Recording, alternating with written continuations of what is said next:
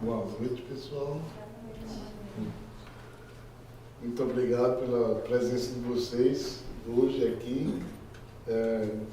Nós somos o Grupo Sim. Nós nos reunimos aqui todas as quintas-feiras.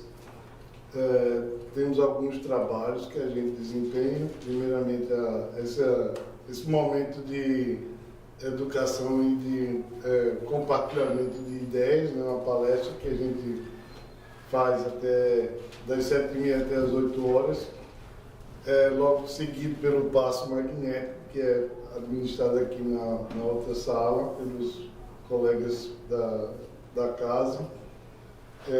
Paralelamente a esse processo, nós temos a evangelização infantil, que se dá, e as crianças também recebem o passe logo em seguida, né? Mas, após essa reunião, essa apresentação, a palestra, nós temos uma reunião fechada para os médios da casa, uma reunião mediúnica, e nessa reunião mediúnica uma das coisas que a gente mentaliza é o nome das pessoas que vocês colocaram no livro de vibrações, né, que é uma das características, uma das coisas que a gente tem aqui para oferecer aos participantes. Nós também promovemos atividades de caridade individual ou em grupo. Nós temos algumas organizações que foram selecionadas e eu encorajo vocês a verificar isso tanto na nossa página do Facebook como no nosso grupo do WhatsApp, né? Nós também temos vários vídeos que estão estacionados lá na nuvem do YouTube, né, que vocês podem ver, vídeos que vão atrás aí quase 10 anos, e tem muitas palestras bastante interessantes lá para vocês aprenderem alguma coisa e também passar essa informação para outras pessoas, né? Isso que a gente pede que vocês divulguem, né? A gente mantém essa casa aqui através de doações das pessoas que participam aqui, né? Temos alguns métodos para doar, não só uma caixinha de doações, mas também recebemos doações através do PayPal, do Venmo e do Google Pay. Ali em cima daquela mesinha vocês podem encontrar um bolinho e um cafezinho, um chazinho. Vocês vão ver também algumas opções para fazer essas orações. A gente sempre pede que vocês cheguem um pouco mais cedo, né, para que a gente se harmonize aqui com o ambiente.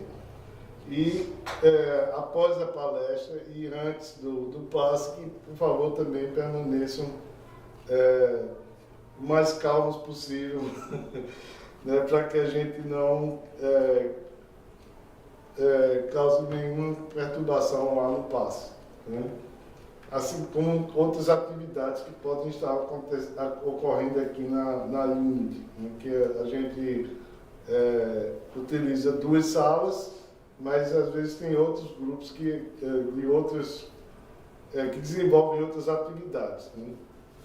Como a gente não quer que eles, da mesma forma que a gente não quer que eles sejam uma perturbação para a gente não deve ser uma perturbação para eles, né? Hoje eu vou fazer uma pequena palestra sobre Sócrates e Platão, que são os precursores da ideia cristã do Espiritismo, que faz parte da introdução do livro do Evangelho segundo o Espiritismo, né?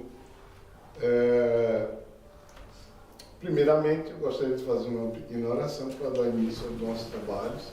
Portanto, eu gostaria que vocês se sentissem bem à vontade nos seus assentos, fechando os olhos, elevando o nosso pensamento ao Mestre Jesus, que é o precursor de todos todas as nossas intenções de evolução, vamos pedir a Ele que nos ajude nesse momento e, juntamente com a espiritualidade amiga que aqui veio, possa nos unir mentalmente através dessa união de força e concentrar todas as energias, as vontades e as intenções em nome daqueles que aqui vieram, encarnados e desencarnados, que nós possamos compartilhar essa informação e que ela seja benéfica e seja útil, não só para nós, mas como também para todos aqueles que vão fazer uso dessa informação através do vídeo que vai ser gravado e colocado à disposição na internet. Vamos pedir que esse trabalho se dê dentro da harmonia e da paz que é desejado e que nós possamos estar abertos às intuições que vamos receber para enriquecer o diálogo desse trabalho. Que assim seja, graças a Deus.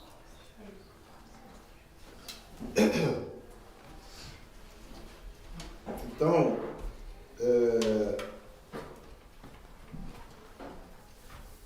essa colocação que é feita a respeito de Sócrates e Platão, ela foi feita através dos espíritos, né, dentro do Evangelho segundo o Espiritismo, exatamente para mostrar que existe uma conexão entre essas duas figuras da filosofia grega, né, e aquele que veio codificar o cristianismo, né, trazendo a boa nova da realidade da vida espiritual 500 anos depois, né? E ele começa esse trabalho aqui, essa explanação, falando exatamente que essas ideias, que a maioria das ideias que são baseadas na verdade, que são que contêm informações que vão beneficiar a humanidade, elas sempre vêm juntas, por assim dizer, juntas às pessoas, ou elas são trazidas por pessoas, por espíritos que estão prontos a aceitar aquela informação, mas porque eles já evoluíram o suficiente para isso. Então, aqui no texto ele diz, apesar de Jesus ter conhecido a seita dos essênios, né, os essênios eram um povo da época de Jesus, né, que eles tinham várias virtudes, né, dentre elas o de serem assim, altamente espiritualizados, né. Seria errôneo, né, sabendo que Jesus viveu entre os essênios e conhecia bem a sua cultura, seria errôneo concluir que o cristianismo teria sido inspirado nessa seita. E que se houvesse vivido em outro meio, no caso Jesus, ele também teria professado outros princípios, teria adquirido esses princípios de outros povos, né? Na realidade, o que ele quer dizer com isso é exatamente o que ele fala, que quando Jesus veio, ele já sabia o que ele ia trazer para a gente, né? Ele não adquiriu no seu tempo em que esteve entre nós, na vida material, essas informações. As ideias alinhadas com a verdade sempre têm precursores que eles preparam parcialmente os caminhos. Deste modo, a ideia, ao aparecer, encontra espíritos dispostos a aceitá-lo. Quem são esses espíritos da época de Jesus? São aqueles apóstolos que conviveram com ele e tantos outros, né, que a gente sabe que não tinham essa conexão direta com ele, mas que acabaram depois seguindo, né, e propagando os conceitos do cristianismo.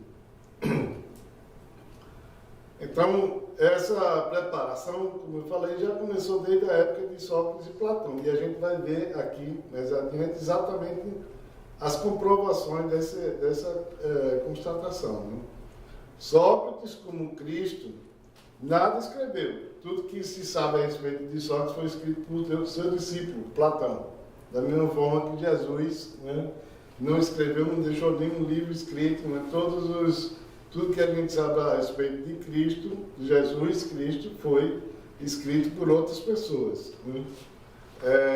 Sócrates também teve a sua morte entre os criminosos, né, da mesma forma que Jesus, e também foi vítima do fanatismo, por haver atacado as crenças que encontraram na sua época, né, e colocado a virtude real acima da hipocrisia, por haver combatido os preconceitos religiosos também. Do mesmo modo que Jesus ele foi acusado pelos fariseus do seu tempo, né, de Sócrates, de corromper o povo com os ensinamentos que ele ministrava, por proclamar o dogma da unidade de Deus, da imortalidade da alma e da vida futura. Essas foram as colocações de Sócrates, as mesmas colocações que Jesus fez na sua época, 500 anos depois. Então, a partir daqui, a gente vai ver exatamente essas comprovações, através das escrituras que Platão deixou, né? Conceitos muito interessantes que a gente vai ver que são diretamente alinhados tanto com o cristianismo como com a nossa doutrina, o espiritismo, né? Que veio aí quase 1.600 anos depois de Jesus Cristo, né? Mas que com certeza está presente na raiz da humanidade desde o seu princípio. A gente já sabe também pelas outras obras do Espiritismo. Né? A primeira, esse é um conjunto de 20 constatações, né, que Platão escreveu a respeito do conhecimento de Platão, de Sócrates, e depois tem uma pequena explicação do Espiritismo, né, dos Espíritos, né, quando Kardec escreveu, junto com eles, o Evangelho segundo o Espiritismo. A primeira é assim: o homem é uma alma encarnada. Antes da sua encarnação, existia a alma unida aos tipos primordiais das ideias do verdadeiro, do bem e do belo, que eu coloquei aqui como sendo o plano espiritual. Separa-se desses atributos do plano espiritual, quando encarna e, recordando o seu passado, é mais ou menos atormentado pelo desejo de voltar a ele. Ou seja, o passado, após a encarnação, é a vida no plano espiritual. E se o espírito se recorda, ele deseja voltar ao plano espiritual.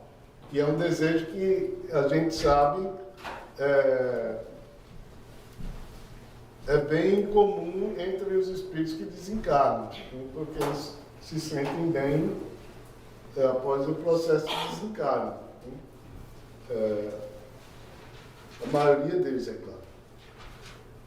Aí a explicação do Evangelho é assim: está aqui enunciada a distinção e independência entre o princípio inteligente e o princípio material, a doutrina da preexistência da alma, da intuição guardada de um outro mundo, a que a alma aspira, da sua sobrevivência ao corpo, ou seja, o corpo se vai e a alma continua, da sua saída do mundo espiritual para encarnar e da sua volta a esse mundo após a morte.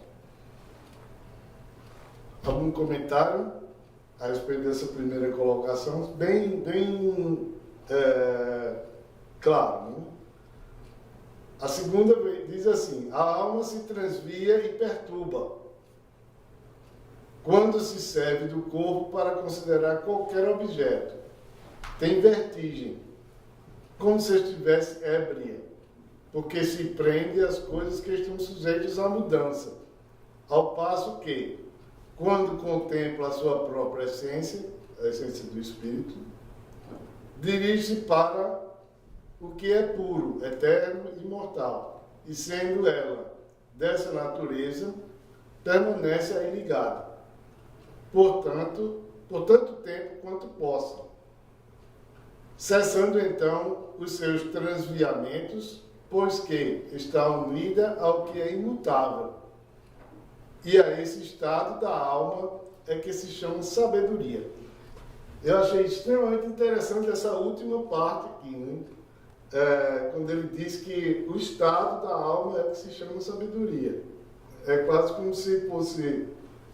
Assim, a gente entende como sendo o espírito, talvez muitas pessoas entendem também colocado no livro da codificação como um estado da consciência, né? Da mesma forma que a alma, quando está encarnada, ela assume alguns estados da consciência, né? O estado da vigilância, né, que ele vai falar, que é o estado em que nós estamos aqui, e o estado da desdobrada da consciência. Então, a resposta, ou o comentário do livro do Evangelho a respeito dessa colocação de Sócrates ilude-se o homem que considera as coisas do ponto de vista material. Para se apreciar com justeza, tem de as ver do alto, isto é, do ponto de vista espiritual. Aquele, pois, que está de posse da verdadeira sabedoria, tem de isolar do corpo a alma, para ver com os olhos do Espírito, e é o que ensina o Espiritismo, né? Então, o que ele fala, novamente, o que ele fala da sabedoria é exatamente a condição que o Espírito tem quando está desconectado do corpo, né? Ou seja, não é mais alma, é Espírito, e aí ele tem acesso a todas as informações que ele teve, não só naquela existência, como existência passada. Daí a se colocar como sabedoria, talvez seja assim uma questão conceitual, né? Porque sabedoria é a aplicação de conhecimento. A gente tem conhecimento, quando a gente aplica o conhecimento, a gente adquire sabedoria, né? Em inglês o pessoal chama wisdom, né? A pessoa que é sábia é aquela pessoa que aplica adequadamente o conhecimento. Essa colocação não foi feita aqui dentro do texto, mas eu acho que é uma coisa que a gente deveria refletir, né? A terceira colocação de Sócrates diz assim: enquanto tivermos o nosso corpo e a alma se achar mergulhada nessa corrupção, nunca possuiremos o objeto dos nossos desejos. A verdade, esse é o objeto do nosso desejo. O corpo suscita 1000 obstáculos para a necessidade em que nos achamos de cuidar dele. Ele nos enche de desejos e apetites e de temores também. Todavia, se não nos é possível conhecer puramente coisa alguma enquanto a alma está ligada ao corpo, de duas uma. Até rimou, né? Ou jamais conheceremos a verdade, ou só a conheceremos após a morte. Essa a razão porque os verdadeiros filósofos se exercitam em morrer e a morte não temem. Não me pergunte por que ele usou essa palavra, se exercitam em morrer. Porque eu não entendi bem essa palavra, talvez eu devesse ter mudado, mas eu quis deixar do jeito que era para vocês também refletirem a respeito disso, né? Porque a primeira vez que eu li, eu pensei assim, então todo filósofo deseja a morte, eu acho que não é bem assim. Platão e Sócrates imagina que a vida é o caminho da morte. Você nasceu, você só tem um caminho. Então você se exercita na sua vida para chegar ao Ah, certo, bem colocado. Agora que você falou, eu lembrei que você já falou, eu acho que eu já li isso em algum lugar também. Mas ele não fala aqui nesse resumo. Mas o que ele fala aqui, no comentário desse texto eis aí o princípio das faculdades da alma obscurecida por motivo dos órgãos corporais e o da expansão dessas faculdades depois da morte. Então, quando a alma, né, está encapsulada dentro do corpo físico, ela tem as suas percepções extremamente diminuídas, né? E essas percepções elas aumentam, né, se expandem após o desligamento do corpo material.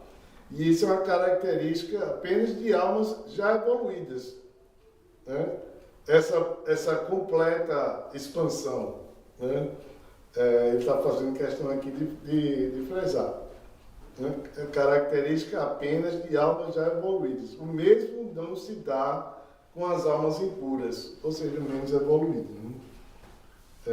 Essa é uma citação do céu e do inferno, que também é uma obra de Allan Kardec, né? A alma impura se encontra oprimida e se vê de novo arrastada para o mundo visível, pelo horror do que é invisível e imaterial.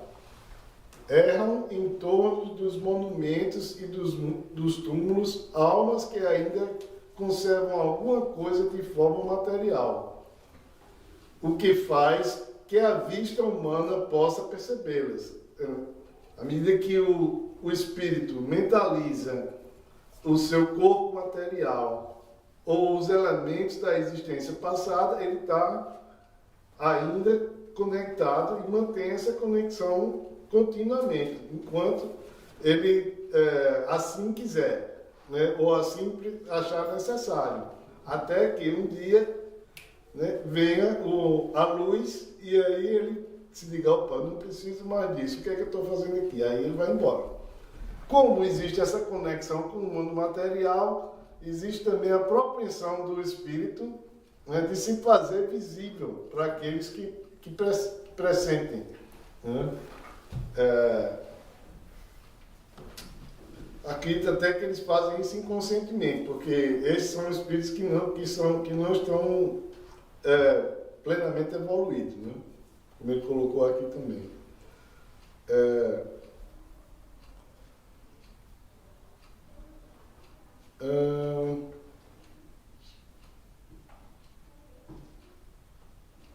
Não são as almas dos bons que se veem forçados a vagar por esses lugares, onde arrastam consigo a pena da primeira vida que tiveram e onde continuam a vagar até que o apetite inerente à forma material as reconduzam a um corpo, ou seja, reencarne novamente, né?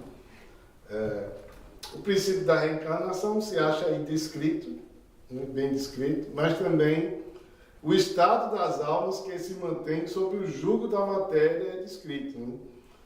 Nesse tópico se diz que a reencarnação no corpo material é consequência da impureza da alma. E a gente sabe disso através de outros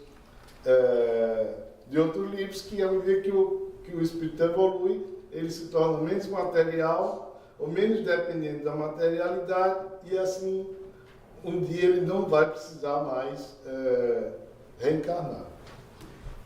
Quer dizer, isso tudo foram colocações, né, de Sócrates, 500 anos antes de Jesus, coisas que, é claro que ele foi intuído, né, ele trouxe também das suas encarnações anteriores, né, já mostrando que ele era um espírito evoluído, que tinha capacidade de formular todos esses conceitos e deixou isso aí como forma de encaminhar o que Jesus traria 500 anos depois, né, que foi o cristianismo.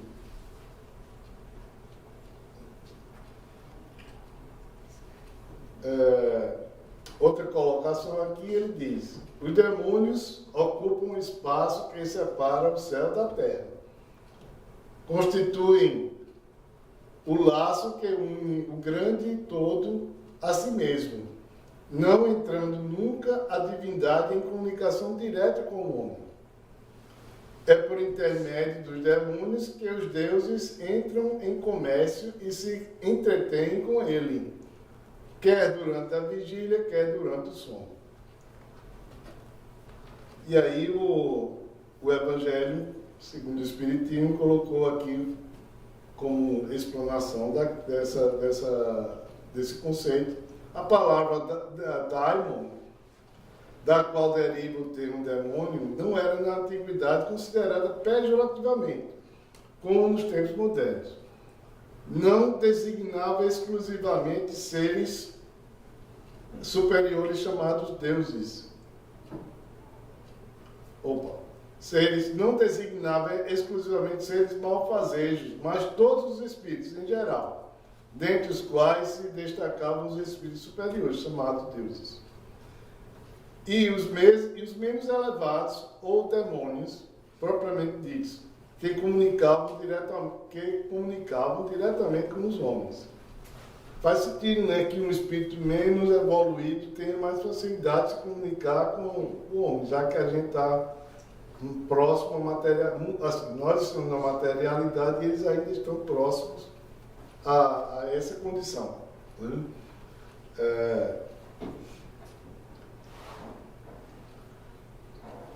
Também o Espiritismo diz que os espíritos povoam o espaço, que Deus só se comunica com os homens por intermédio dos espíritos puros e que os espíritos se comunicam com os homens durante a vigília, como também durante o sono. Se a gente substituir a palavra demônio pela palavra espírito, a gente encontra a doutrina espírita. Se a gente substituir a palavra demônio pela palavra anjo, a gente encontra a doutrina cristã.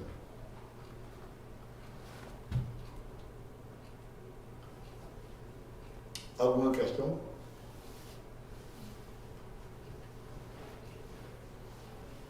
Se a alma é imaterial, tem de passar após essa vida a um mundo igualmente invisível e imaterial, do mesmo modo que o corpo, decompondo-se, volta à matéria. Importante é distinguir bem a alma pura, verdadeiramente imaterial, que se alimente como Deus de ciência e pensamentos, da alma mais ou menos maculada de impurezas materiais, que a impedem de elevar-se para o divino e a retém nos lugares da sua estada na terra.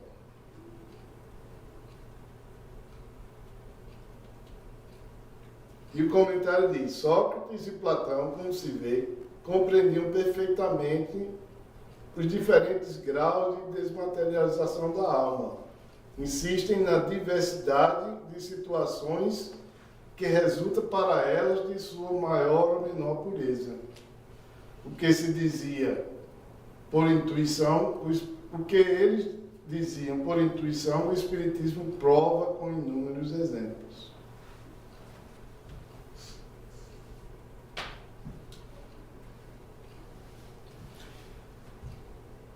Se a morte fosse a dissolução completa do homem, muito ganhariam com a morte os maus, pois se veriam livres ao mesmo tempo do corpo, da alma e dos vícios. Aquele que guarnecer a alma, não de ornatos estranhos, mas com os que lhe são próprios, só esse poderá guardar tranquilamente a hora da sua partida para o outro mundo. E aqui ele fala, equivale a dizer que o materialismo proclamado para depois da morte, proclamando para depois da morte o nada, como se nada existisse após a morte, anula toda a responsabilidade moral daquele que estava encarnado, sendo conseguidamente um incentivo para o mal, Ou seja, eu posso fazer o mal porque eu sei que quando eu morrer, tudo se acaba, então não vou ficar devendo nada a ninguém. Né? Somente o homem que se despojou dos vícios e se enriqueceu de virtudes pode esperar com tranquilidade o despertar da outra vida. Né? Por meio de exemplos que todos os dias nos apresenta, o Espiritismo mostra quão penoso é para o mal o passar dessa a outra vida, a entrada da vida futura, quando a gente deve alguma coisa, né?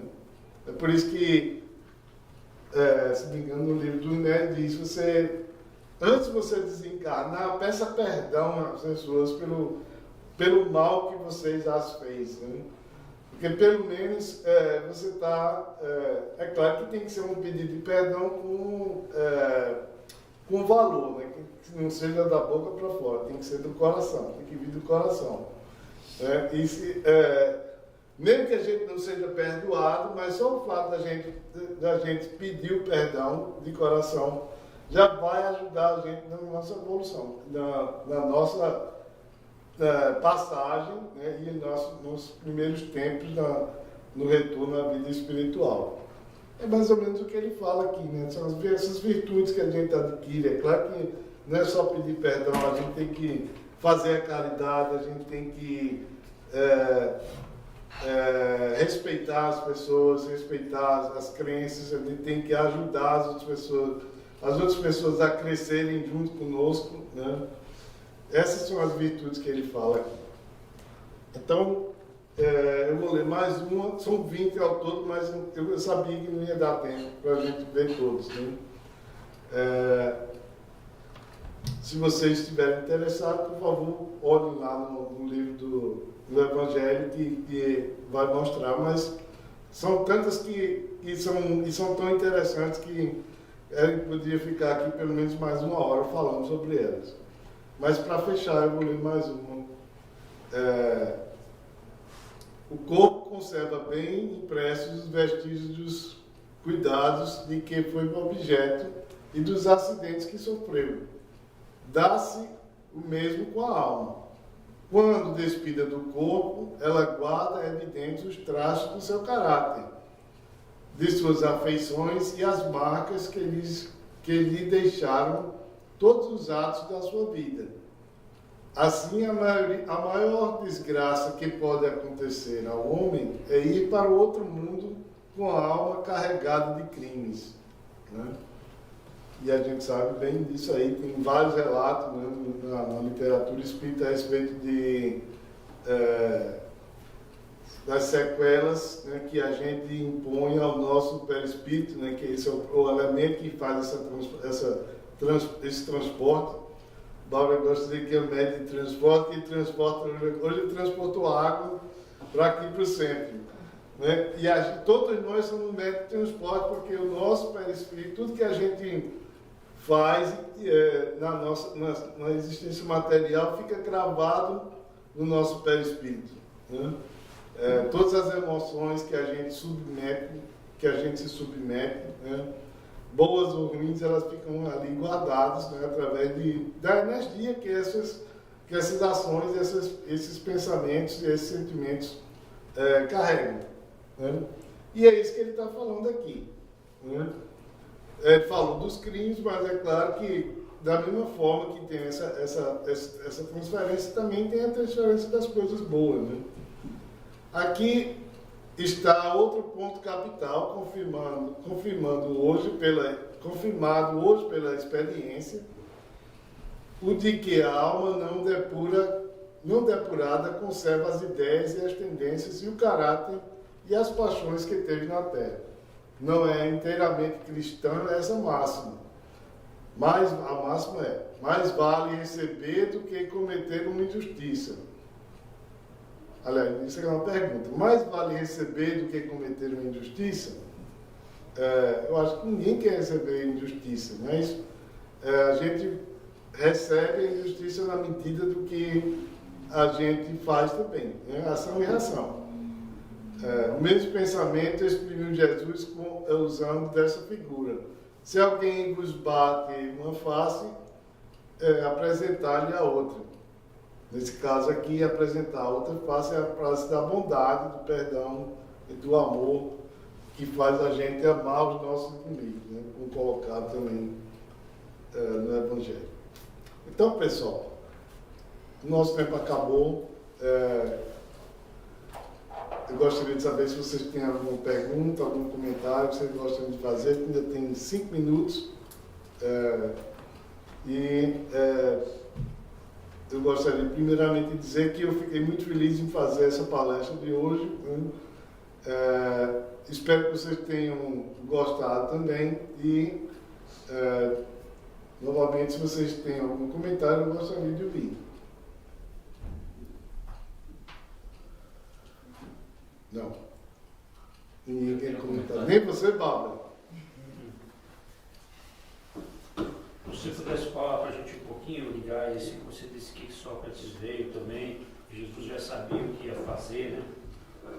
E o próprio Sócrates também era uma pessoa que era bastante iluminada aí, né? E tantos desses outros, se você conseguisse falar alguma coisa de como a espiritualidade prepara essas pessoas para vir para cá, de tempos em tempos, trazendo na hora que a gente precisa. Né? Porque Jesus não veio só porque Jesus foi o nosso o orientador do nosso planeta, né? Antes mesmo dele vir, de o planeta existir, ele já estava por aqui, né? A gente vê muito por essa administração. Não sei se alguém aqui já teve a oportunidade de administrar um departamento, né? Quando você não tem ninguém para mandar lá para fazer a coisa, você tem que ir lá fazer. Ou a coisa é muito importante que você quer ter certeza que a coisa seja feita, você vai lá e fez, né? Então, a hora que a gente relaciona, porque relacionar o Sócrates e Jesus, eu penso, não desmerecendo nenhum e nem engrandecendo o outro, né? Cada um fez o seu trabalho muito bem feito, mas o quanto que a espiritualidade vai colocando essas pessoas para a gente de tempos em tempos. Ele, de certa forma, respondeu essa pergunta lá num desses que eu li, né? Quando ele diz que o espírito que não é evoluído, ele naturalmente vai ser chamado a reencarnar para continuar o seu processo de evolução. Aqueles que já são evoluídos, eles vão voltar, e ele fala isso também numa dessas outras a seguir, né? Eu não cheguei lá, mas ele vai falar que Sócrates e Platão, ele não atesta isso claramente, mas ele diz que muito provavelmente eram alguns daqueles apóstolos que estavam ali, outros seguidores de Cristo, né, que vieram exatamente para... O Chico. Dona Bia. Chico era um Platão. Então, eles vêm porque eles são tão afinados com aquelas ideias que eles querem ajudar, né, aquele espírito que vem para fazer aquela missão. Então, vamos lá. Do mesmo jeito que a gente vem para aqui, para o centro espírita, né, para trabalhar e tal, que a gente vai fazer uma atividade de caridade, ou a gente vai na casa de um amigo para ajudar ele a fazer alguma coisa, a gente tem essas ações são movidas pelas nossas afinidades, né? E, como eu disse, o espírito de Platão e de Sócrates, né, provavelmente estavam no meio de Jesus quando ele veio para fazer aquela tarefa que foi de trazer essa boa nova para a gente, né? A realidade da vida espiritual, né? O povo do Sócrates foi morto, né, por conta que ele queria fazer alguma colocação, não deu para ele. Jesus veio levar ele de novo também, né? Então, a gente está aqui hoje tentando exatamente entender esse processo, né, e fazer com que, quando a gente vier da próxima vez, né, já que a gente já atingiu um nível de evolução considerável, né, que a gente possa e a gente se proponha a fazer algo mais, né, e com certeza nós aqui já estivemos juntos antes e vamos estar juntos novamente na próxima encarnação. Minha esposa disse que não, mas respondi a sua pergunta. Rodrigo, acho que você está doido para falar. Eu queria agradecer a palestra, foi bem interessante. É interessante ver que 500 anos antes de Jesus, né, Sócrates já tinha uma clareza, né, com relação ao mundo espiritual, e assim como outras crenças também, milenares também, né, que mais ou menos carregada de misticismo, também já tem essa intuição, né, do mundo espiritual. Vê que o espiritismo, na verdade, ele não criou nada novo, né, ele só meio que explicou de uma maneira lógica e científica e filosófica algo que a gente sempre tem essa intuição. Dizer que naquela hora que você falou lá da mensagem dos filósofos exercitam a morte, para mim, eu entendi da seguinte forma, que como ele falou que só conhecemos a verdade ao morrer, e os filósofos eles ficam o tempo todo tentando achar a verdade, seria um exercício da morte.